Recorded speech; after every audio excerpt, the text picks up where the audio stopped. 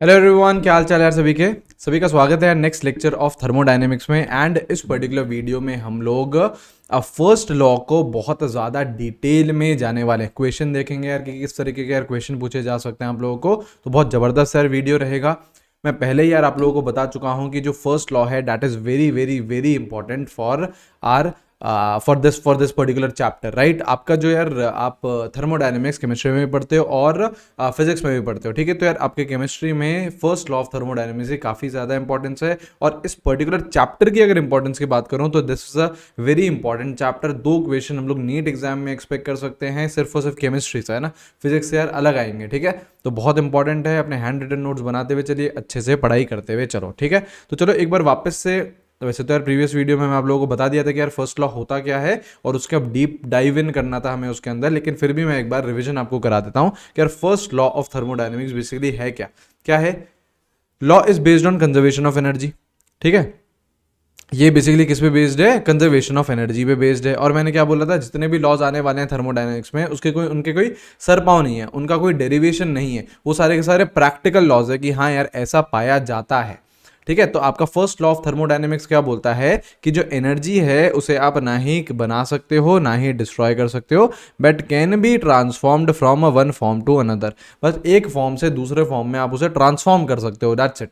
लेकिन एनर्जी को कभी भी बनाया नहीं जा सकता है, एनर्जी को कभी डिस्ट्रॉय नहीं किया जा सकता है, करेक्ट है। अच्छा, और टोटल एनर्जी जो इस यूनिवर्स की है वो क्या है? हमेशा कांस्टेंट है। Total energy of this universe is constant, ये बोलता है आपका फर्स्ट लॉ ऑफ थर्मोडायनेमिक्स। अगर मैं मैथमेटिकल एक्सप्रेशन बताऊं कि फर्स्ट लॉ ऑफ थर्मोडायनेमिक्स को हम क्या कैसे मैथमेटिकली बता सकते हैं, हम बोल सकते हैं कि change in internal energy, delta U क्या है?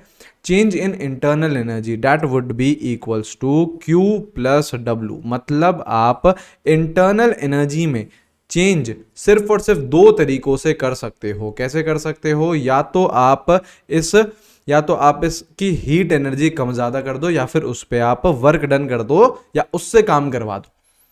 तो इंटरनल एनर्जी आप सिर्फ और सिर्फ 2 फॉर्म में ही चेंज कर सकते हो। कौन कौन से? या तो हीट या फिर वर्क। तो ये बेसिकली होता है mathematical form of first law of thermodynamics. अब यार हम लोगों ने बहुत सारे अलग अलग प्रोसेसेस पढ़े हैं कि यार आपका सपोज करो ए इनिशियल स्टेट है, बी आपका फाइनल स्टेट है। मेरे को ए से लेके बी में पहुंचना है, मेरे को ए से लेके बी में पहुंचना है। अब अलग अलग रास्तों से मैं जा सकता हूं, राइट। आइसोथर्मल प्रोसेस हो सकता है, आइसोबेरिक हो सकता है, आइसोकोरिक हो सकता है। तो डिफरेंट डिफरेंट आपके प्रोसेसेस हो सकते हैं। आ रही है बात समझ में? डिफरेंट डिफरेंट प्रोसेसेस हो सकते हैं और उस तरीके से हमको देखना है कि फर्स्ट लॉ ऑफ थर्मोडायनेमिक्स आपका किस तरीके से चेंज करेगा जब आपका प्रोसेस चेंज होगा। ये हम लोगों को देखना है, ठीक है। तो आराम से आप लोग एंजॉय करिए, एकदम बहुत अलग अलग तरीके के फॉर्म्स आने वाले हैं फर्स्ट लॉ के, उनको देखिए, उनको अच्छे से समझिए और फिर उनके बेसिस पे हम लोग क्वेश्चन करेंगे, ठीक है। तो देखो, सबसे पहले यार हम लोग बात करते हैं, अगर आपका प्रोसेस क्या है? आइसोथर्मल है। आइसोथर्मल प्रोसेस क्या होता था? आइसोथर्मल प्रोसेस होता था जहां पे जो टेम्परेचर है वो क्या हो जाता था? Constant. Temperature is what? Constant. मतलब जहां पे डेल्टा टी क्या हो जाता था? 0 हो जाता था। मतलब change in temperature is 0। Temperature through out the process constant चल रहा है। बोलो हाँ या ना? सही है। अब अगर आपका सिस्टम कोई आइडियल गैस है, फॉर एन आइडियल गैस, अगर आपका कोई सिस्टम आइडियल गैस है, तो जो इंटरनल एनर्जी होती है किसकी? आइडियल गैस की।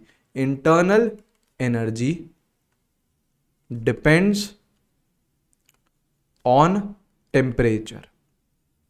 एक आइडियल गैस की इंटरनल एनर्जी किस पे डिपेंड करती है? टेम्परेचर पे डिपेंड करती है। अब अगर आइसोथर्मल प्रोसेसेस में टेम्परेचर चेंज ही नहीं हो रहा है तो इंटरनल एनर्जी भी चेंज नहीं होगी। सही बात है। अगर आइडियल गैस है आपकी तो उसकी इंटरनल एनर्जी किस पे डिपेंड करती है? सिर्फ और सिर्फ टेम्परेचर पे। और अगर टेम्परेचर चेंज नहीं हो रहा है तो इंटरनल एनर्जी भी चेंज नहीं होगी। मतलब आपका जो डेल्टा यू है वो क्या है? 0 है। और according to first law of thermodynamics delta U क्या होता था? क्यू प्लस डब्ल्यू होता था। तो आपका डेल्टा यू तो क्या है? 0। सो इससे क्या पता चल रहा है हमें? 0 equals to Q plus W, या फिर Q equals to minus of W. हाँ या ना? सही है या नहीं? लेकिन ये कब वैलिड है? जो मैंने आपके स्क्वायर बॉक्स में लिखा है, ये वैलिड कब है? ये सिर्फ और सिर्फ वैलिड है जब टेम्परेचर कांस्टेंट है, जब प्रोसेस आइसोथर्मल है और आपकी जो सिस्टम है, सिस्टम कौन सी है? सिस्टम आपकी आइडियल गैस है। क्योंकि हमें पता है यार आइडियल गैस है तो आपकी इंटरनल एनर्जी सिर्फ और सिर्फ टेम्परेचर पे डिपेंड करेगी। टेम्परेचर सेम है तो इंटरनल एनर्जी का चेंज भी नहीं होगा, डेल्टा यू क्या हो जाएगा 0, तो आपका Q is minus of W। बोलो हाँ या ना। क्या ये बात समझ में आई है? आई ये बात समझ में? अच्छा, तो ये पहले प्रोसेस की बात हो गई। ऐसे हमको सारे प्रोसेस देखने, देखो जैसे आइसोकोरिक लेके आए हैं, साइक्लिक प्रोसेस, आइसोबेरिक, एडियाबेटिक, सारी चीजें हमको देखनी है। तो सबसे उसके बाद हम क्या पढ़ रहे हैं? Isochoric process. आइसोकोरिक प्रोसेस क्या होता था, चलो बताओ क्या होता था? जहां पे भैया वॉल्यूम कांस्टेंट हो जाती थी, वॉल्यूम इज अ कांस्टेंट, जहां पे वॉल्यूम कांस्टेंट हो जाती थी। और ऐसी मतलब ऐसा प्रोसेस जिसमें वॉल्यूम कांस्टेंट हो गया उसको आइसोकोरिक बोलते हैं। तो डेल्टा वी क्या हो चुका है? 0 हो चुका है। बोलो हाँ या ना। क्या डेल्टा वी 0 हो चुका है? बिल्कुल हो चुका है। अब जरा अब फर्स्ट लॉ ऑफ थर्मोडायनेमिक्स देखो। फर्स्ट लॉ ऑफ थर्मोडायनेमिक्स क्या था? Delta U is what? Q plus W.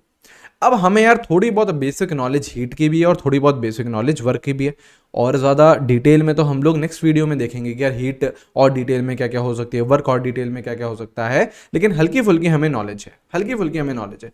एक बात बताओ, क्या मैं वर्क डन को ये लिख सकता हूँ? माइनस पी डेल्टा वी, हम लोगों ने पढ़ा था, इसका हम लोगों ने डेरिवेशन भी करा था, गैस बनाई थी, पिस्टन बनाया था, वो सारी चीज़ें देखी थी। अब देखो v क्या है, यहाँ पे कांस्टेंट है, v कांस्टेंट है मतलब डेल्टा v क्या है? 0।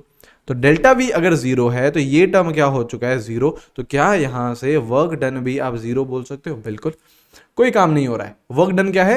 0। इसका मतलब जो डेल्टा u है वो किस में रिड्यूस हो गया? w तो क्या हो गया है? 0 हो चुका है। तो डेल्टा u क्या आ गया? q के बराबर। और q क्या लिखो? इस q के नीचे v लिख दो। अब v क्यों लिखा है छोटा? क्यों लिखा है? इसका मतलब क्या है? इसका मतलब क्या है? Eight constant volume. मतलब जो हीट एनर्जी है वो कब कब हम मेजर कर रहे हैं? वॉल्यूम कांस्टेंट पे मेजर कर रहे हैं। वी क्या है? कांस्टेंट। आइसोकोरिक प्रोसेस है ना यार, तो वॉल्यूम क्या रहेगा? कांस्टेंट रहेगा। वॉल्यूम कांस्टेंट रहेगा तो वर्क डन तो क्या हो गया? 0। तो डेल्टा यू को क्या लिख दिया मैंने? क्यू, और क्यू के नीचे मैंने सिंबल क्या लगा दिया? स्मॉल वी का। स्मॉल वी का क्यों लगाया है? क्योंकि वॉल्यूम कांस्टेंट है। तो क्या मैं इंटरनल एनर्जी की एक नई डेफिनेशन यहां पे लिख सकता हूं? क्या क्या लिख सकता हूं?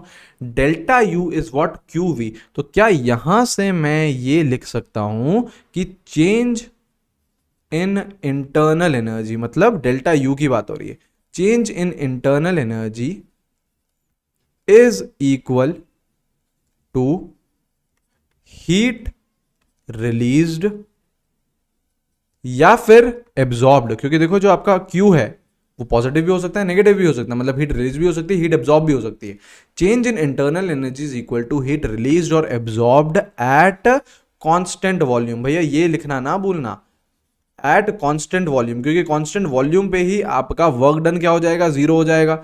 और इंटरनल एनर्जी किसके बराबर हो जाएगी? Q के बराबर हो जाएगी।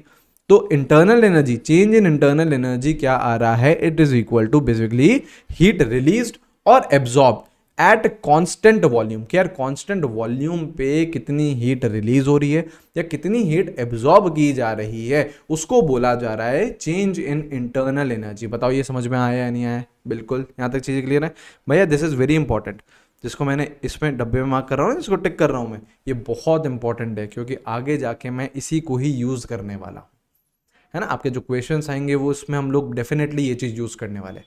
तो बस इतना सा ध्यान रखो कि जब कांस्टेंट वॉल्यूम है तो हीट एनर्जी रिलीज या एब्जॉर्ब हो रही है, वो डायरेक्टली किस में जा रही है? इंटरनल एनर्जी के चेंज में काम आ रहा है उसका। आई है बात समझ में? यहां तक चीज क्लियर हो गया है। तो आइसोथर्मल प्रोसेस की बात कर ली, आइसोकोरिक प्रोसेस की बात कर ली। अब नेक्स्ट प्रोसेस क्या है? आपका साइक्लिक प्रोसेस है। अब बताओ भैया साइक्लिक प्रोसेस क्या होता है? साइक्लिक प्रोसेस क्या होता है? ये सबके बारे में बता रखा है। साइक्लिक प्रोसेस क्या होता है? जहां पे इनिशियल स्टेट और फाइनल स्टेट क्या होती है? सेम होती है। Initial and final state is what? Same. बोलो हाँ या ना। ऐसे प्रोसेस को हम क्या बोलते हैं? साइक्लिक प्रोसेस बोलते हैं। अब आप लोगों को जब साइक्लिक प्रोसेस पढ़ा रहा था तो मैंने आप लोगों को क्या बोला था कि जो स्टेट फंक्शन होंगे उनकी चेंज क्या हो जाएगा? 0 हो जाएगा।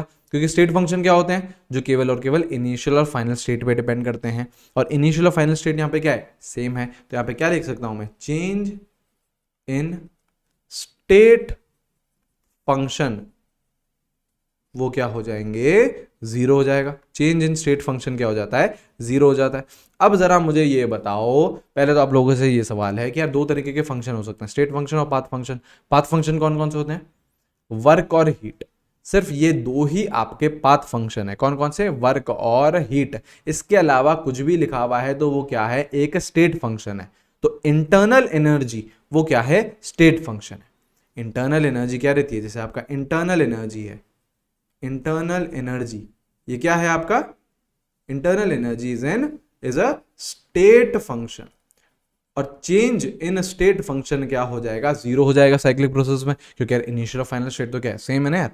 तो आपका डेल्टा यू क्या आ जाएगा, अगेन जीरो आ जाएगा। डेल्टा यू क्या आ जाएगा, जीरो आ जाएगा। और डेल्टा यू जीरो आते से ही delta U equals to Q plus W. तो अब डेल्टा यू की जगह जीरो डालोगे तो again Q equals to minus of W. लेकिन अगेन ये प्रोसेस कब है आपका, जब साइक्लिक प्रोसेस है। आइसोथर्मल में भी सेम एक्सप्रेशन आया था, देखो Q equals to minus of W. लेकिन आइसोथर्मल और आपका आइडियल गैस होना चाहिए।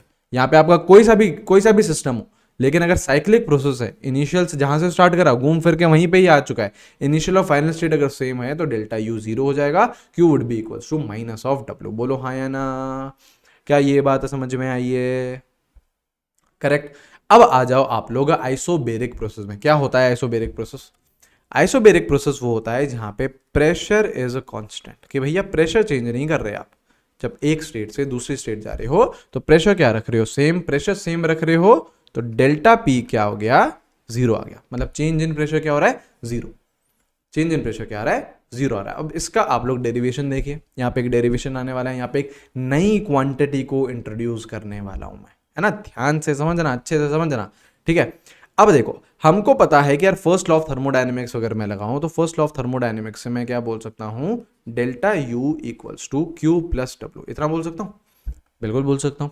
क्या डब्ल्यू की जगह मैं, क्या मैं डब्ल्यू की जगह मैं ये लिख सकता हूं, माइनस पी डेल्टा वी। क्या ये लिख सकता हूं क्या, बिल्कुल लिख सकते हैं। तो क्या यहाँ पे ये लिख दूं, delta U equals to Q minus P delta V. बोलो हाँ या ना, ये चीज सही है, ठीक है। अब इसको थोड़ा सा अरेंज करते हैं हम लोग। तो इसको क्यू को एक तरफ ले जाओ और ये क्या हो जाएगा, delta U plus plus P delta we, ये बन जाएगा। बताओ हाँ या ना, क्या ये बनते हुए दिख रहा है आपको, बिल्कुल दिख रहा है। अच्छा प्रेशर क्या है, कांस्टेंट है।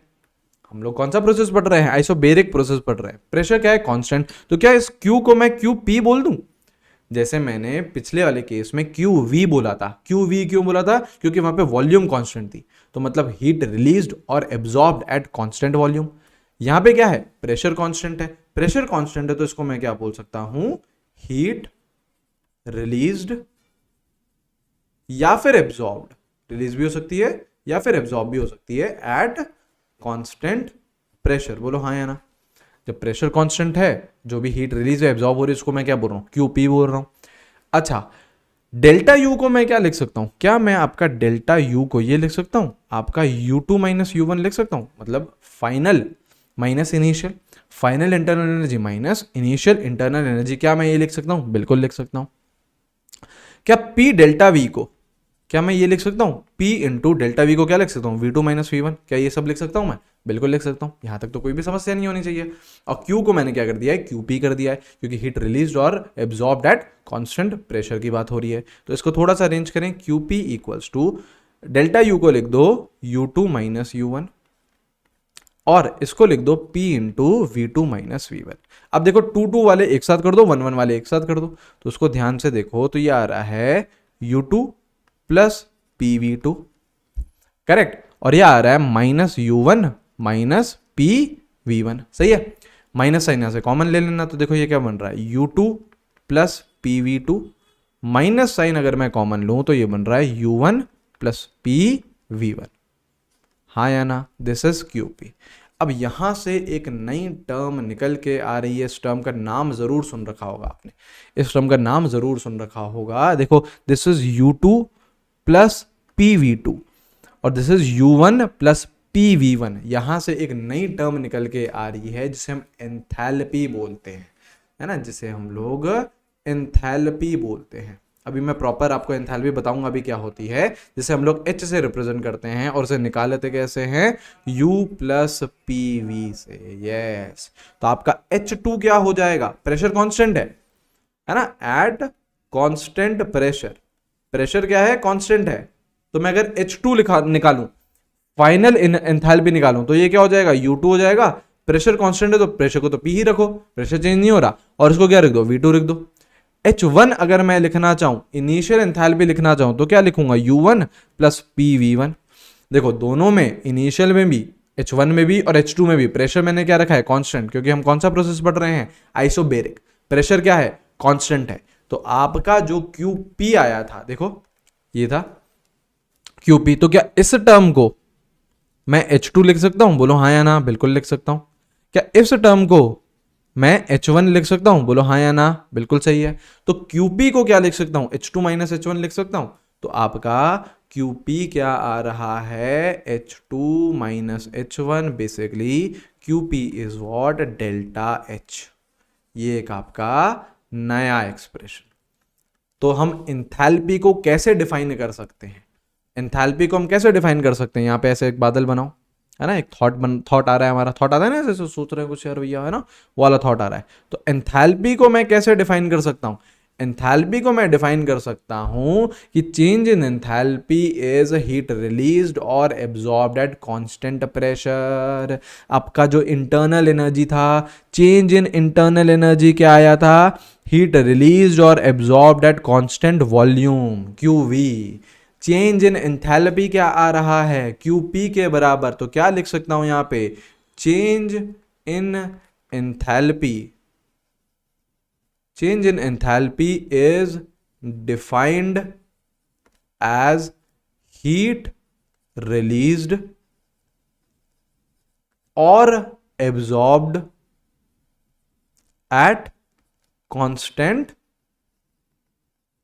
प्रेशर। आ रही है बात समझ में, क्या ये चीज क्लियर हुई है। तो अलग अलग बातें हैं, अगर आप कांस्टेंट वॉल्यूम रख रहे हो और उसमें जो हीट एनर्जी रिलीज या एब्जॉर्ब हो रही है, उसे मैं चेंज इन इंटरनल एनर्जी बोल रहा हूं।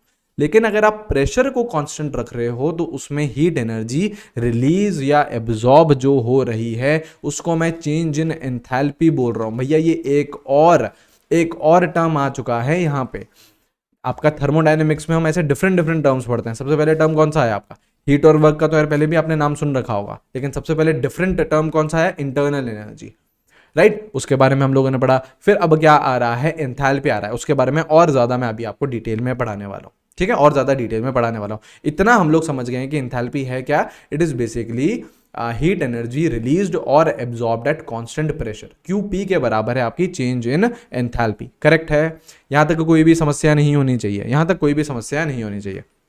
तो अलग अलग प्रोसेसेस में पढ़ रहे हैं। ये हम लोगों ने किस में पढ़ा, आइसोबेरिक में, जहां पे आपका प्रेशर क्या था, कांस्टेंट था। ऐसे ही एक और प्रोसेस आपका बचा है, विच इज एडियाबैटिक प्रोसेस। ध्यान आ रहा है, क्या होता है एडियाबैटिक प्रोसेस, क्या होता है एडियाबैटिक प्रोसेस। एडियाबैटिक प्रोसेस वो होता है जिसमें हीट का एक्सचेंज नहीं होता, मतलब Q is what, zero, Q is what, zero. अब आपका फर्स्ट लॉ ऑफ थर्मोडायनेमिक्स क्या था, delta U is Q plus W। Q क्या है भैया इस प्रोसेस में, जीरो। तो डेल्टा U किसके बराबर आ चुका है, वर्क डन के। अब ये जो मैं डब्बे में लिख रहा हूं, ये कब वैलिड है, सिर्फ और सिर्फ एडियाबैटिक प्रोसेस में वैलिड है। किस में वैलिड है, एडियाबैटिक प्रोसेस में ये चीज वैलिड है। करेक्ट है। अब ध्यान यहां पे सुनो, सपोज करो एक्सपेंशन हो रहा है, सपोज करो एक गैस का एक्सपेंशन हो रहा है। एक्सपेंशन में क्या होता है, खुद गैस काम करती है। एक्सपेंशन का मतलब क्या होता है, जैसे देखो ना यार, जैसे देखो यहां पे देखो, पिस्टन देखो, ये रहा आपका पिस्टन, ठीक है। यहां पे क्या है, गैस है, यहां पे क्या है, गैस। ये ऊपर से धक्के मार रहा होगा, गैस एक्सपैंड कर रही है, मतलब गैस ऊपर जाना चाह रही है, तो काम किसको करना पड़ेगा, गैस को ही करना पड़ेगा। तो यहां पे मैं क्या लिख सकता हूं कि work done by gas. Expansion में क्या होता है, गैस खुद काम करती है, सिस्टम खुद काम करता है, और सिस्टम जब खुद काम करता है तो वर्क डन क्या आता है, नेगेटिव आता है। मैंने साइन कन्वेंशन बता रखा है, जब सिस्टम को काम करना पड़ रहा है तो यार ये अच्छी बात नहीं है, अच्छी बात नहीं है, तो वर्क डन क्या आएगा, नेगेटिव आएगा। अब एडियाबैटिक प्रोसेस है, हीट तो क्या हो गई है, जीरो हो चुकी है। वर्क डन अगर नेगेटिव है तो क्या यहां से मैं डेल्टा यू को भी नेगेटिव बोल सकता हूं, हाँ या ना? बिल्कुल सही है। डेल्टा यू नेगेटिव का मतलब क्या है, internal energy, internal energy decrease हो रही है, इंटरनल एनर्जी डिक्रीज हो रही है।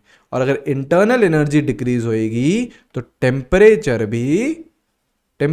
भी डिक्रीज होगा। आ रही है बात समझ में? इंटरनल एनर्जी कम हो गई ना यार, तो टेम्परेचर भी क्या करेगा, नीचे जाएगा, टेम्परेचर भी नीचे जाएगा। आई है बात समझ में? ये चीज क्लियर हुई है? कब बात कर रहे हैं एक्सपेंशन की। अब सपोज करो कंप्रेशन हो रहा है, कंप्रेशन कब होता है, कंप्रेशन कब होता है, जब ऊपर से आप प्रेशर लगाते हो, यहां से आप पी एक्सटर्नल ज्यादा लगाते हो और गैस को दबाते हो, मतलब सिस्टम पे काम किया जा रहा है, वर्क डन ऑन सिस्टम। बाहर से आप एक्सटर्नली सिस्टम पे काम कर रहे हो, तो यहां पे क्या बोल दूं, वर्क डन ऑन गैस। और work done on gas, system पे काम हो रहा है, ये बहुत अच्छी बात है भैया, बहुत मजा आ रहा है, आनंद मंगल है, बहुत मजा आ रहा है, सिस्टम को बहुत मजा आ रहा है, मतलब work done is what, positive. Positive है तो आपका डेल्टा यू भी क्या हो जाएगा, पॉजिटिव हो जाएगा।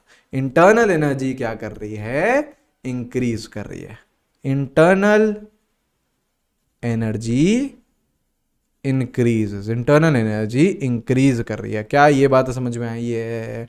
इंटरनल एनर्जी इंक्रीज कर रही है तो उसके टेम्परेचर भी इंक्रीज करेंगे, टेम्परेचर भी इंक्रीज करेंगे। क्या ये समझ में आया? एडियाबेटिक प्रोसेस Q0 था, Q0 था तो डेल्टा यू केवल और केवल वर्क डन के बराबर आ गया। अब एक्सपेंशन है तो वर्क डन क्या रहता है, नेगेटिव रहता है। वर्क डन नेगेटिव तो डेल्टा यू भी नेगेटिव, मतलब इंटरनल एनर्जी डिक्रीज कर रही है। कंप्रेशन है तो वर्क डन क्या होता है, पॉजिटिव होता है। वर्क डन पॉजिटिव है तो डेल्टा यू भी पॉजिटिव, मतलब इंटरनल एनर्जी इंक्रीज कर रही है। डेल्टा यू नेगेटिव मतलब इंटरनल एनर्जी डिक्रीजेस, और डेल्टा यू पॉजिटिव मतलब इंटरनल एनर्जी इंक्रीजेस। यहाँ तक चीज़ें क्लियर हो चुकी हैं, कोई भी समस्या नहीं है ना? तो देखो हमने पढ़ कैसे रहे, हम ये देखिए। हम सबसे पहले मैंने आप लोगों को फर्स्ट लॉ ऑफ थर्मोडायनेमिक्स क्या होता है ये पढ़ा है, फिर अलग अलग प्रोसेसेस के लिए कैसे हम लोग फर्स्ट लॉ अप्लाई करेंगे, ये चीज़ हमने सीखी है। करेक्ट है। अब इसके कुछ क्वेश्चन करते हैं, और एंथैल्पी को फिर हम और ज़्यादा डिटेल में अभी पढ़ने वाले हैं, इसके भी और कुछ फॉर्मूलेज आने वाले हैं। ठीक है, देखते हैं, चलो कुछ क्वेश्चन करते हैं। क्वेश्चन करते जाओ भैया, ना वीडियो पॉज करना है, आपको अटेम्प्ट करना है, चेक करना है कि यार सही है या गलत है। सही है तो अच्छी बात है, गलत है तो भी अच्छी बात है यार, तो सीखेंगे कि कहाँ पे गलती हो रही है हमारी। करेक्ट, तो चलो करो, पहले क्वेश्चन करो, पहला क्वेश्चन अटेम्प्ट करो।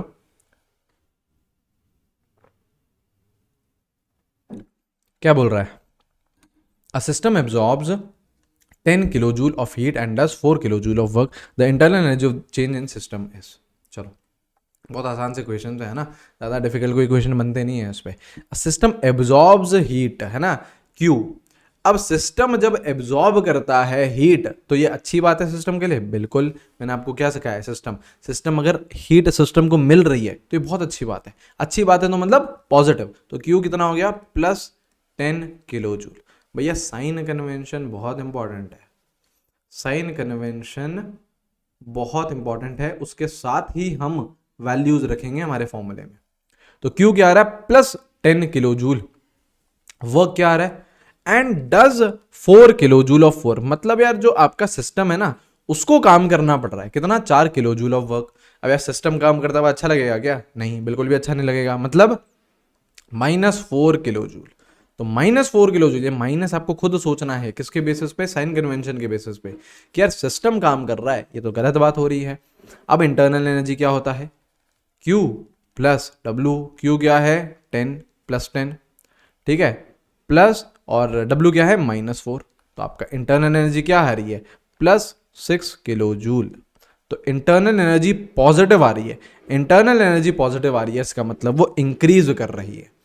इंटरनल एनर्जी क्या आ रही है, पॉजिटिव आ रही है, इसका मतलब डेल्टा यू या फिर इंटरनल एनर्जी, डेल्टा यू आपका पॉजिटिव आया तो इसका मतलब इंटरनल एनर्जी क्या कर रही है, इंक्रीज कर रही है। और कितने से इंक्रीज कर रही है, 6 किलोजूल से इंक्रीज कर रही है। तो आंसर क्या है आपका, सेकंड ऑप्शन करेक्ट है। आसान था, बिल्कुल आसान था। इंपॉर्टेंट क्या है, साइन कन्वेंशन, जो कि मैं आपको ऑलरेडी पढ़ा चुका हूं। और देखो, अब ये देखो, ये बताओ, चलो क्वेश्चन भैया करते जाइए, है ना, आपके सामने है क्वेश्चन, अटेम्प्ट करते जाइए। क्या बोल रहा है, when an ideal gas is compressed adiabatically, adiabatically मतलब तो Q क्या हो जाएगा, 0 हो जाएगा, एंड रिवर्सिबली। अच्छा भैया, एडियाबेटिकली और रिवर्सिबली उसे आप कंप्रेस कर रहे हो, द फाइनल टेम्परेचर इज, सोचो क्या होगा। ये अभी भी मैंने बताया है आपको, है ना, एक एक चीज़ जो बताई जा रही है वो क्वेश्चन के फॉर्म में कन्वर्ट हो सकती है। तो आपको क्या बताया, internal energy, first law of thermodynamics law क्या होता है, Q प्लस W। क्या बोल रहा है, एडियाबेटिक प्रोसेस है यार आपका, एडियाबेटिक प्रोसेस है, तो Q को क्या बोल दूं मैं, 0 बोल दूं। तो आपका डेल्टा U किसके बराबर आ चुका है, वर्क डन के बराबर आ चुका है, हाँ या ना। Delta U change in internal energy work done के बराबर आ चुका है। अब क्या बोल रहा है, कंप्रेशन बोल रहा है। तो हमें पता है अगर आप गैस को कंप्रेस करते हो, कंप्रेशन है, अगर गैस का कंप्रेशन है तो वर्क डन क्या रहता है, वर्क डन क्या रहता है, पॉजिटिव रहता है, वर्क डन क्या रहता है, पॉजिटिव। तो ये टर्म अगर पॉजिटिव है तो ये टर्म भी क्या होगा, पॉजिटिव होगा। तो क्या मैं इतना बोल सकता हूं कि इंटरनल एनर्जी है जो, इंटरनल एनर्जी है जो, इंटरनल एनर्जी वो क्या कर रही है, इंक्रीज कर रही है, हाँ या ना। इंटरनल एनर्जी इंक्रीज कर रही है, इंटरनल एनर्जी इंक्रीज करेगी तो टेम्परेचर भी इंक्रीज करेगा, टेम्परेचर भी इंक्रीज करेगा। करेक्ट है, हाँ या ना। कंप्रेशन है ना यार, कंप्रेशन में हमें पता है कि वर्क डन पॉजिटिव रहता है, और हमें पता है डेल्टा यू वर्क डन के ही बराबर है, एडियाबेटिक प्रोसेस है क्योंकि। तो अगर डेल्टा यू पॉजिटिव है तो सीधा सीधा टेम्परेचर इंक्रीज कर रहा है, टेम्परेचर इंक्रीज कर रहा है मतलब higher than the initial temperature, final temperature क्या गया, higher than the initial temperature. Correct, कर लोगे ऐसे टाइप के क्वेश्चन, है ना, बिल्कुल आसान है। और देखो अब ये करो, क्या बोल रहा है क्या बोल रहा है, 16 किलोग्राम है, ये kg है ना, kg, 16 kg oxygen gas expands at STP 1 atm दे रखा है आपको आइसोबारिकली, मतलब प्रेशर क्या है, कांस्टेंट है, ठीक है, to occupy double of its original volume, ठीक है। अच्छा अब क्या बोल रहे हैं, the work done during the process, बताइए कैसे करोगे, कैसे करोगे, कैसे करोगे, कैसे करोगे, सोचो सोचो सोचो सोचो सोचो। देखो क्या करना है आप लोगों को, आपको बेसिकली इसको, जैसे देखो 16 किलो जूल ऑक्सीजन गैस है, ठीक है, और एसटीपी पे बातें कर रहा है, ये बातें किस पे कर रहा है, एसटीपी पे बातें कर रहा है, और उसने डबल कर ली अपनी वॉल्यूम। तो पहले तो आप यहां से मोल्स निकाल लो। देखो आपको क्या दे रखा है, 16 kg O2 गैस दे रखी है, तो मतलब कितने ग्राम्स हो गए, 16 इंटू 10⁻³ ग्राम ऑक्सीजन हो गई। करेक्ट, तो इससे पहले क्या निकाल लो, ये तो वेट हो गया, क्या निकाल लो, मोल्स निकाल लो ऑक्सीजन के। कैसे निकालोगे, given mass upon molar mass, molar mass कितना ऑक्सीजन का, 32, काटा पीटी करो, ये 2 से जाएगा, और 1000/2 तो कितने आ गए, 500 मोल्स आ गए, कितने आ गए, 500 मोल्स आ गए। अब क्या करना है, आप उसे एक्सपैंड कर रहे हो, आइसोबेरिकली कर रहे हो, to occupy double of its original volume. तो अगर 500 मोल्स हैं, 500 मोल्स है तो इनकी वॉल्यूम कितनी होगी एसटीपी पे, देखो एसटीपी पे दे रखा है, एक मोल की वॉल्यूम कितनी चल रही है यार, 22.4, तो 500 मोल्स की कितनी होगी, 500 इंटू 22.4 लीटर, हाँ या ना। अब इसके डबल कर दी वॉल्यूम, तो ये तो आपके वी ऑक्सीजन है जो क्या है, वो इनिशियल है, ये वी ऑक्सीजन क्या है, इनिशियल, तो वी ऑक्सीजन फाइनल क्या हो जाएगी, इसके डबल कर दो यार, इसके डबल कर दो, तो क्या हो जाएगा, 500 इंटू 22.4 इंटू 2 कर दो, इंटू 2 कर दो।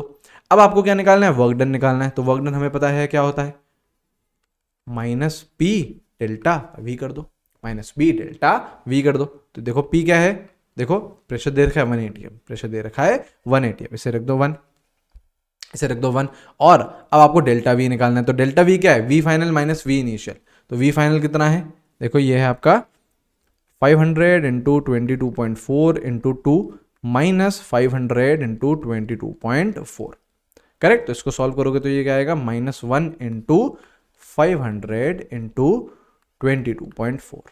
लेकिन इसकी यूनिट क्या आ रही है ये बताइए, इसकी यूनिट आ रही है आपकी लीटर एटीएम, क्योंकि देखो वॉल्यूम किस में है, लीटर में है, प्रेशर किस में है, एटीएम में है, तो ये क्या यूनिट आ रही है, लीटर एटीएम। तो सपोज करो ये आ गई आपकी x लीटर एटीएम, ये क्या आ गया, x लीटर एटीएम आ गया। अब इसको आपको किस में कन्वर्ट करना है, कैलोरी में कन्वर्ट करना है। तो मैंने आप लोगों को कन्वर्जन बताए हैं, मैंने आप लोगों को कन्वर्जन बताए। पहले आप क्या करो, इसको जूल में कन्वर्ट कर लो। आपको क्या सिखाया मैंने, 1 litre ATM is what 101.3 joule. पहले इसको जूल में कन्वर्ट कर लो, तो x लीटर एटीएम कितना हो जाएगा, x लीटर एटीएम क्या हो जाएगा आपका 101.3 इंटू एक्स जूल। ये किस में आ गया, जूल में आ गया।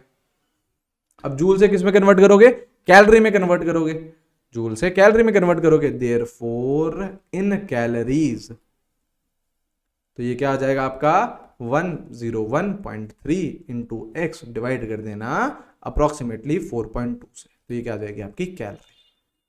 ये क्या आ जाएगी, कैलोरी आ जाएगी। कैलोरी और किलो कैलोरी, तो वो तो किलो कैलोरी में तो कन्वर्ट कर ही लेंगे आप। तो ये आपका बेसिकली आंसर आएगा, ये आपका बेसिकली आंसर आएगा। तो थोड़ी सी बिल्कुल यार सॉल्विंग है, थोड़ी सी बिल्कुल सॉल्विंग है, समझियो। पहले हमने देखो मोल्स निकाल लिए, अब मोल कॉन्सेप्ट यूज करके हमने पहले वॉल्यूम निकाल ली। अब बोल रहा है डबल होली वॉल्यूम, तो ये लो भैया 2 से मल्टीप्लाई कर दिया, तो चेंज कितना हुआ, चेंज आपका ये आ गया, डेल्टा वी निकाल लिया, और यहाँ पे हमने वर्क डन निकाल लिया। तो वर्क डन को मैंने एक्स लीटर एटीएम मान लिया। अब लीटर एटीएम है, हम यूनिट देखें तो कैलोरी में है, तो पहले लीटर एटीएम को किस में कन्वर्ट करा, जूल में, और जूल को किस में कन्वर्ट करा, फिर कैलोरी में। तो इस तरीके से आप चलोगे तो डेफिनेटली आप लोग आंसर तक पहुंच जाओगे। देखो यार चीजें आसान है ना। फिजिकल केमिस्ट्री में मतलब बहुत ज़्यादा कोई डिफिकल्ट नहीं होता है फिजिकल केमिस्ट्री। आप लोगों को अगर कॉन्सेप्ट आता है तो उसके बाद ज़्यादा से ज़्यादा जो डिफिकल्टी वो बना सकता है वो कैलकुलेशन में बना सकता है। जैसे ये क्वेश्चन था, ये क्वेश्चन को मैं कैलकुलेटिव बोलूँगा, बिल्कुल बोलूँगा, है ना। लेकिन इसका मतलब ये नहीं कि यार टफ बन चुका है, नहीं यार। हम इसमें अगर 2 मिनट का समय इन्वेस्ट करेंगे तो बिल्कुल इसे कर सकते हैं, कैलकुलेशन है बस। हाँ यार ठीक है, तो कैलकुलेशन अगर हम सही करेंगे तो बिल्कुल ये क्वेश्चन सही होगा, 4 नंबर हम लेके जाएंगे घर पे। ठीक है, चलो और देखो क्वेश्चन। अब ये करो, चलो क्या बोल रहा है, करिए करिए करिए, क्या बोल रहा है।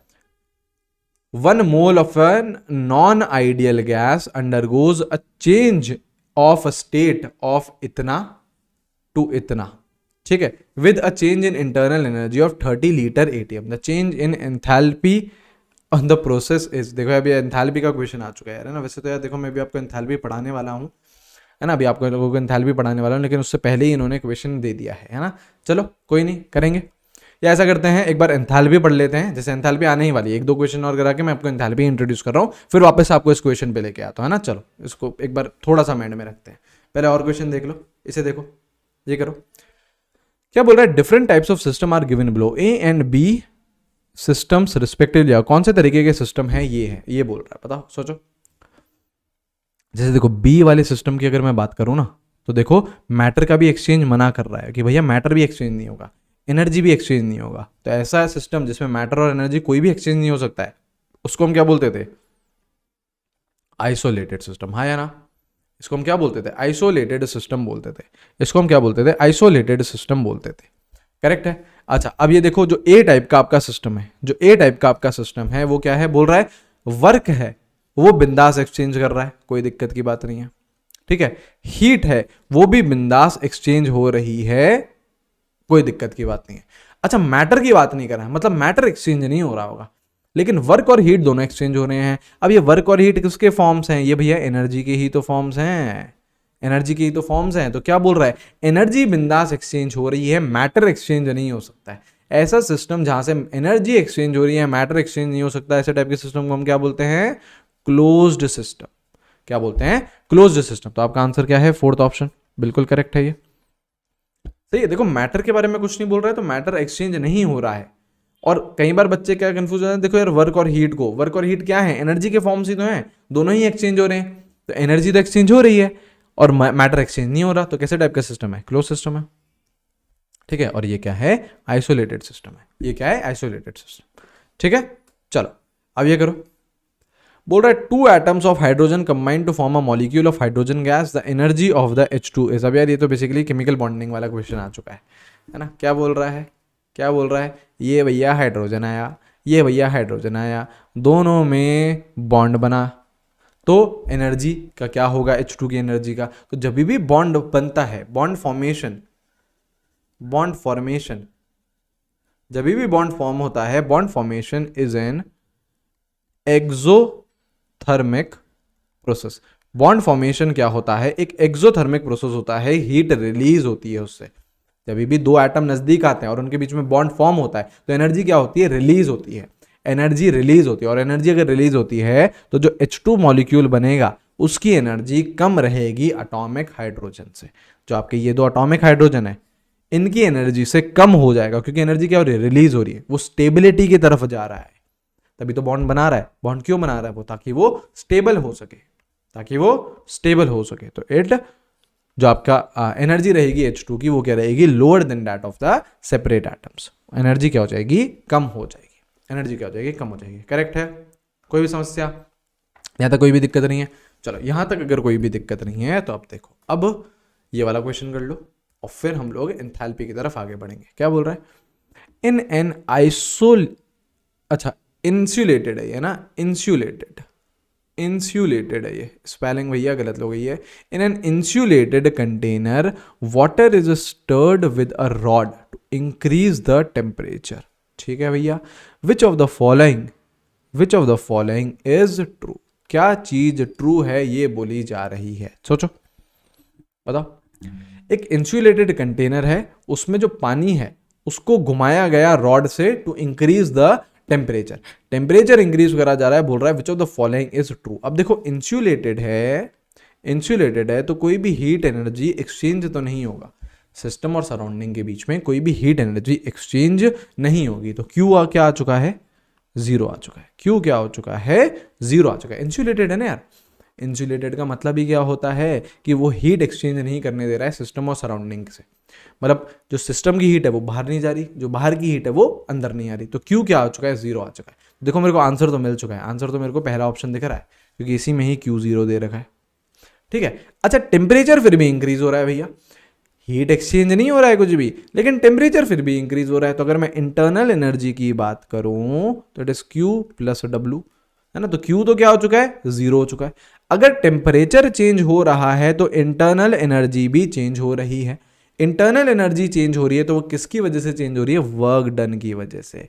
तो ना ही इंटरनल एनर्जी और ना ही आपका वर्क डन जीरो के बराबर है, दोनों ही जीरो के बराबर नहीं है, क्योंकि टेम्परेचर चेंज हो रहा है।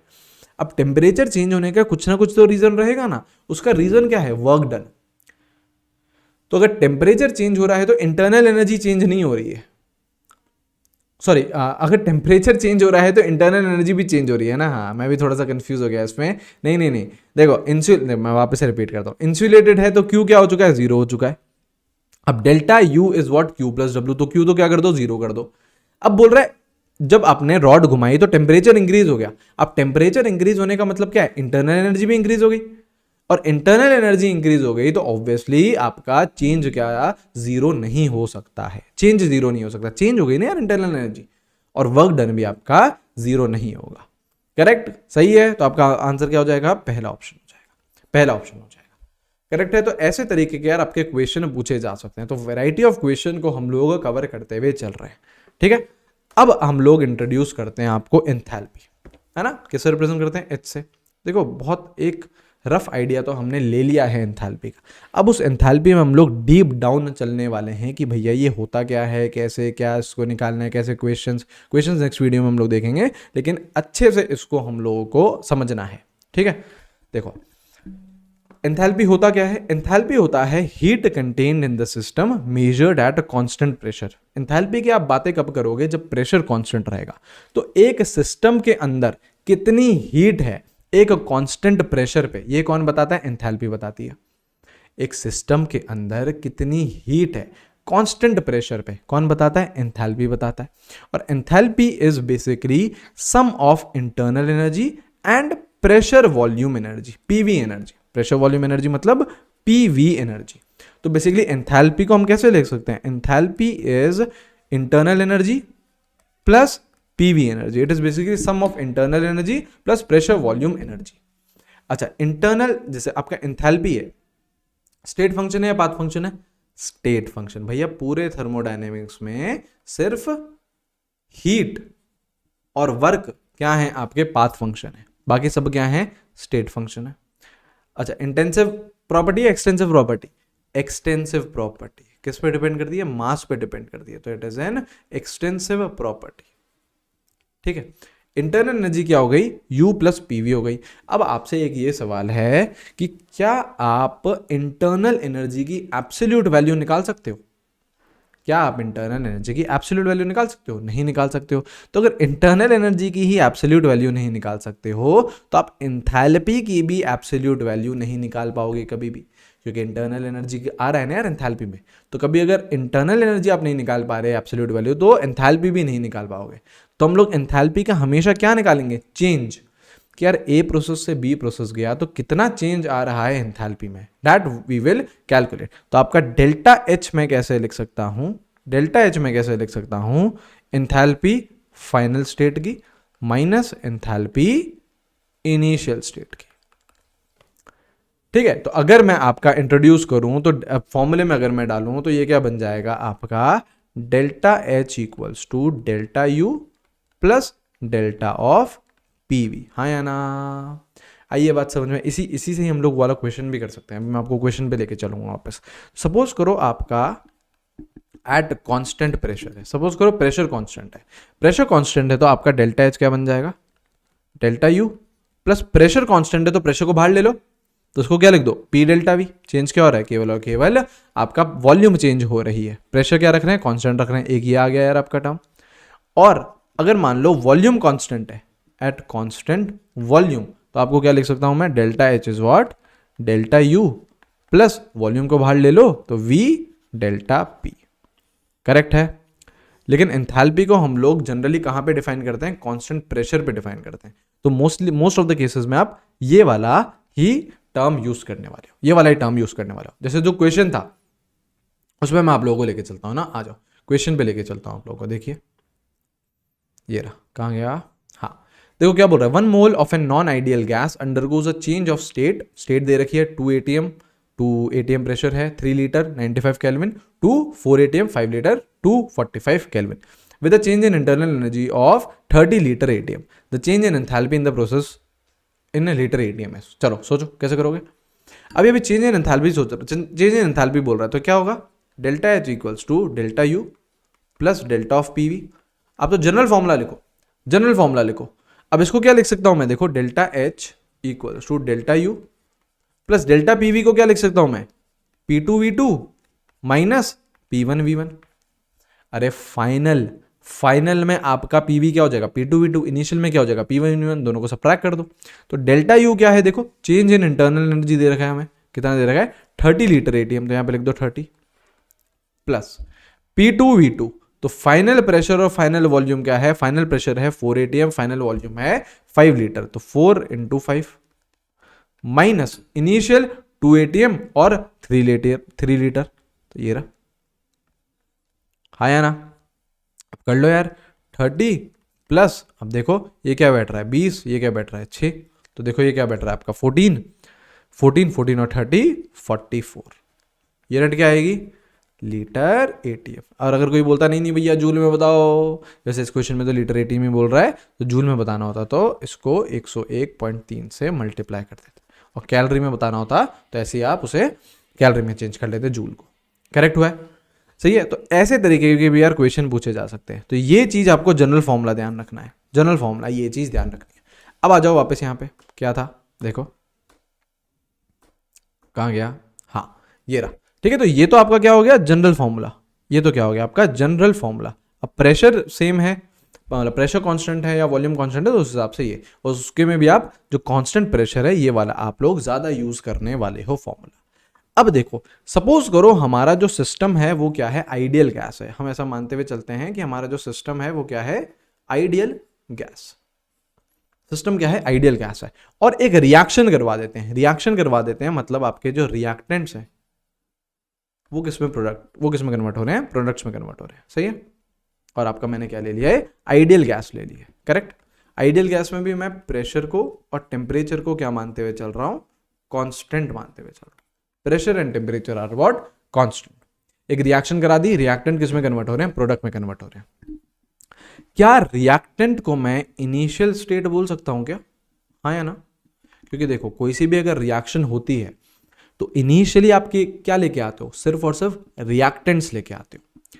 फिर वो रिएक्टेंट किस में कन्वर्ट हो जाते हैं? प्रोडक्ट में कन्वर्ट हो जाते हैं। तो फाइनली वो किस में चले जाते हैं? प्रोडक्ट्स में। तो क्या मैं ऐसे फाइनल स्टेट बोल सकता हूँ?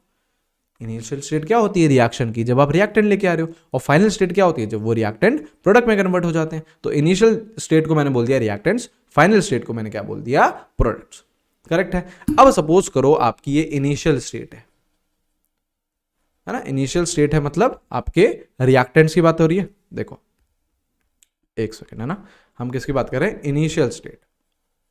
इनिशियल स्टेट, इनिशियल स्टेट में कौन है आपके, रिएक्टेंट्स है। आइडियल गैस पानी है, बिल्कुल यार आइडियल गैस पानी है। तो क्या P V equal to NRT लगा सकते हैं, बिल्कुल लगा सकते हैं। प्रेशर और टेम्परेचर क्या मानते हुए चल रहा हूं, कांस्टेंट। तो प्रेशर है पी, वी आर क्या ले ली, volume of reactants, equals to number of moles किसके, रिएक्टेंट के। आर तो आर है और टी क्या है, कांस्टेंट मानते हुए चल रहे, बिल्कुल सही है। फाइनल स्टेट है ना, एक डेरिवेशन है ये जो हम लोग अभी कर रहे हैं, उसे देखिए। फाइनल स्टेट क्या है, आपके प्रोडक्ट्स हैं, बोलो हाँ या ना। फाइनली रिएक्टेंट्स किस में कन्वर्ट हो जाएंगे, प्रोडक्ट में कन्वर्ट हो जाएंगे। प्रेशर और टेम्परेचर क्या है, constant. Pressure P, volume VP, मतलब वॉल्यूम किसकी, प्रोडक्ट की, equals to number of moles product के, आर और टी। बोलो हाँ या ना, हाँ या ना। इसको बोल दो पहली इक्वेशन, इसको बोल दो दूसरी इक्वेशन। अब क्या करो, अब क्या करो, 2 माइनस 1 कर दो, सेकेंड इक्वेशन से फर्स्ट इक्वेशन माइनस कर दो। तो माइनस करोगे तो देखो क्या आएगा, पी तो कॉमन ले लो, क्या आ रहा है, VP minus V R, equal to R T तो क्या कर दो, कॉमन ले लो। तो यहां पे क्या आ रहा है, N P minus N R, और यहां पे क्या कर दो, आर टी। बोलो हाँ या ना, करेक्ट है। तो यहां पे आपको क्या दिख रहा है, ये वीपी माइनस वी आर मतलब फाइनल माइनस इनिशियल। तो इधर मैं क्या लिख दूं, पी डेल्टा वी लिख दूं, बिल्कुल सही है। यहां पे मैं क्या लिख सकता हूं, फाइनल प्रोडक्ट्स मतलब जो आपके प्रोडक्ट्स हैं उसके मोल्स माइनस रिएक्टेंट के मोल्स। तो क्या यहां पे मैं ये लिख सकता हूं, डेल्टा एन जी लिख दीजिए, है ना। डेल्टा एन जी क्या होता है मैं बता रहा हूं, आर टी। तो ये आपका इक्वेशन आ रहा है, ये आपका फाइनल डेरिवेशन आ रहा है। तो यहां से मैं डेल्टा एन जी को क्या लिख सकता हूं, देखो डेल्टा एन जी क्या है, डेल्टा एन जी है sum of moles of gaseous product. G का मतलब क्या है, गैसियस, किसके, product, minus sum of moles of gaseous reactant. हाँ या ना, एनपी माइनस एनआर था ना यार, प्रोडक्ट माइनस रिएक्टेंट था। तो मोल्स लो पहले गैसियस प्रोडक्ट के और उसमें सब्ट्रैक्ट कर दो किसके, गैसियस रिएक्टेंट। और गैसेज ये क्यों ले रहे हैं, क्योंकि जो आपकी मेनली वॉल्यूम ऑक्यूपाई करते हैं वो गैसेज ही होती हैं। हम इनिशियली क्या मानते हुए चल रहे हैं, आइडियल गैस ही मानते हुए चल रहे हैं। तो हम सिस्टम ही एक गैस को ले रहे हैं। तो आपको सिर्फ और सिर्फ गैसियस प्रोडक्ट लेने हैं, उनके मोल्स काउंट करने हैं, ऐड करना है, और गैसियस रिएक्टेंट लेने हैं, उनके मोल्स लेने हैं, उनको काउंट करना है, और दोनों को सब्ट्रैक्ट कर देना है। ठीक है, अभी देखो मैं आपको निकालना सिखाऊंगा, डेल्टा एन जी कैसे निकालते हैं वो भी मैं आपको बताऊंगा। अब ध्यान से देखो, तो अभी अभी मैंने क्या बोला था, आपका डेल्टा एच को मैं क्या लिख सकता हूं, कांस्टेंट अगर प्रेशर है तो delta H is what, delta U plus P delta we. अगर आपका प्रेशर कांस्टेंट है तो क्या मैं ये लिख सकता हूं, delta H is delta U plus P delta V. बोलो हाँ या ना। अब इस पी डेल्टा वी को मैं क्या लिख सकता हूं, delta N G R T लिख सकता हूं, बिल्कुल लिख सकता हूं। तो सीधी सीधी बात, एक और आपका फॉर्मूला क्या आ गया, delta U plus delta N G R T. सही है, हाँ या ना, बिल्कुल सही है। अब आप खुद सोचो, सपोज करो आपका डेल्टा एन जी जीरो आ गया, है ना। अभी मैं सिखाऊंगा आपको डेल्टा एन जी कैसे कैलकुलेट करते हैं। डेल्टा एन जी सपोज करो जीरो आ गया, जीरो आ गया। तो अगर डेल्टा एन जी जीरो आ गया तो क्या मैं ये बोल सकता हूं, डेल्टा एच और डेल्टा यू बराबर हो चुके हैं। बोलो हाँ या ना, बिल्कुल। ये जो दूसरा टर्म था ये तो क्या हो गया, जीरो हो गया ना यार, दूसरा टर्म तो जीरो हो गया। उधर ही यार अगर सपोज करो delta N G greater than zero आ गया, मतलब पॉजिटिव वैल्यू आ रही है, बड़ी वैल्यू आ रही है, वन जीरो से बड़ी वैल्यू आ रही है। तो जीरो से बड़ी वैल्यू आ रही है तो delta H equal to delta U plus delta N G R T ये था। तो ये अगर आपका जीरो से बढ़ा रहा है तो ये चीज बढ़ गई है वैल्यू, तो ये चीज बढ़ गई है, तो डेल्टा एच भी क्या हो जाएगा, इंक्रीज हो जाएगा। तो क्या बोल सकता हूं, delta H is greater than delta U. ये भैया सिंपली मैथमेटिक्स है, सिंपली मैथमेटिक्स है ना। और अगर मान लो delta N G less than zero है, मतलब नेगेटिव टर्म हो गई, मतलब डेल्टा यू से आपको कुछ चीज निकालनी पड़ रही है और उसके बाद डेल्टा एच निकल के आ रहा है, तो डेल्टा एच छोटा हो जाएगा डेल्टा यू से। ये ध्यान रखना, इसमें डायरेक्टली आपसे क्वेश्चन पूछे जा सकते हैं। क्या बात है, समझ में आई है, ये चीज़ क्लियर हुई है। अब बोलोगे भैया डेल्टा यू निकालना सीख बता दो, फिर तो भैया हमको पूरा ये आ गया है ना। देखो एक बार मैं रिवीजन भी आपको करा दूंगा, जिससे देखो डेल्टा एन जी निकालना है आपको। जैसे आपका सपोज करो N2 gas plus 3H2 gas is giving you 2NH3 gas. बोलो हाँ या ना। ये आपकी इक्वेशन, आपको डेल्टा एन जी निकालना है। कैसे निकालोगे? प्रोडक्ट के गैसियस मोल लो, उसमें से रिएक्टेंट के गैसियस मोल सब्ट्रैक्ट कर दो। प्रोडक्ट देखो गैस है NH3, बिल्कुल कितने मोल्स हैं? 2 हैं, 2 ले लिया, माइनस अब रिएक्टेंट के लो, तो गैस है कितने मोल्स हैं? 1 मोल है। गैस है कितने मोल हैं? 3 मोल है। तो टोटल मोल्स कितने हो गए गैस के रिएक्टेंट साइड में? 4, 1 + 3 4। तो डेल्टा एन जी कितना आ रहा है? -2। डेल्टा एन जी नेगेटिव आ रहा है, तो इसका मतलब आपका डेल्टा एच छोटा है डेल्टा यू से। हाँ या ना? करेक्ट है। ऐसे ही देखो, जैसे सपोज करो ये है solid will give you CaO solid plus CO2 gas. Delta H निकालना है, सॉरी डेल्टा एन जी निकालना है। कैसे निकालोगे? गैसियस मोल्स किसके? प्रोडक्ट के। तो देखो ये क्या है? सॉलिड है, इग्नोर, देखना ही नहीं है। सॉलिड और लिक्विड दोनों को इग्नोर करना है, सिर्फ गैस लेनी है। अच्छा यहाँ पे CO2 गैस है, बिल्कुल कितने मोल्स हैं? 1 मोल्स हैं। तो यहाँ पे क्या ले लो? 1 ले लो, माइनस रिएक्टेंट साइड क्या है? सॉलिड है, गैस तो एक भी नहीं है, तो आपका गैसियस मोल तो क्या हो गया? 0 हो गए। तो डेल्टा एन जी क्या आ गया? 1 आ गया। तो आपका डेल्टा एच इस केस में बड़ा हो जाता है डेल्टा यू से। करेक्ट। और देखो H2 plus I2 is giving you 2HI। अब बताओ डेल्टा एन जी निकालो, डेल्टा एन जी निकालो। Sum of moles of gaseous product, आपका ये देखो HI क्या है? गैस दे रखा है, कितने मोल्स हैं? 2 मोल्स हैं, 2 ले लो, minus sum of moles of gaseous reactant. तो यहाँ पे देखो H2 के कितने मोल्स हैं? 1 मोल्स हैं, गैस है। I2 भी क्या है? गैस, कितने मोल्स हैं? 1 मोल्स हैं। तो आपके गैसियस मोल्स रिएक्टेंट साइड कितने हो गए? 2 हो गए। तो डेल्टा एन जी क्या आ गया? 0 आ गया। तो आपका डेल्टा एच इज बराबर डेल्टा यू के। तो ऐसे निकालते हैं, बहुत आसान है। डेल्टा एन जी निकालना बहुत आसान है। लिक्विड और सॉलिड मिल जाए कहीं पे भी तो उनको भैया इग्नोर करो, उनकी तरफ देखना ही नहीं है हमको। आपको मोल्स उठाने हैं किसके? प्रोडक्ट के गैसियस मोल्स, और उनमें से रिएक्टेंट के गैसियस मोल्स सब्ट्रैक्ट कर लेने हैं, और फिर जैसा आएगा आपको पता चल जाएगा। तो सिंपली सी आपका क्या हो चुका है? ये आपका एक और फॉर्मूला आ चुका है। क्या? Delta H equals to delta U plus delta N G R T. Correct. Delta N G 0 है तो दोनों बराबर हैं। Delta N G greater than 0 है तो डेल्टा एच बड़ा होगा। Delta N G less than 0 है तो डेल्टा यू बड़ा होगा। तो ये आपका ऐसा कुछ। करेक्ट। तो बेसिकली ये होती है एंथैल्पी, है ना। इस तरीके से हम लोगों को एंथैल्पी को पढ़ना है। करेक्ट है। अब आपका नेक्स्ट वीडियो में हमने जैसे देखो, हमने एक बेसिक अंडरस्टैंडिंग ले ली है कि यार आपका हीट क्या होता है, बेसिक अंडरस्टैंडिंग हमें पता है। वर्क क्या होता है, एक बेसिक अंडरस्टैंडिंग पता है। अब अलग अलग प्रोसेसेस में ये कैसे काम करते हैं, हीट कैसे काम करता है, वर्क कैसे काम करता है, ये चीज़ देखेंगे। और फिर किसी तरीके के क्वेश्चन आ सकते हैं, एंथैल्पी के भी क्वेश्चन हम लोग नेक्स्ट वीडियो में डिस्कस करेंगे। ऑलराइट, तो अच्छे से पढ़ते रहिए। इस पर्टिकुलर वीडियो को इधर ही रोकेंगे। नेक्स्ट वीडियो में हीट और वर्क को और ज़्यादा डिटेल में जाएंगे और उनसे क्वेश्चन भी करेंगे। ऑलराइट, चलो फिर अच्छे से पढ़ते रहो। Till then take care everyone, have a great day, see you guys, bye bye.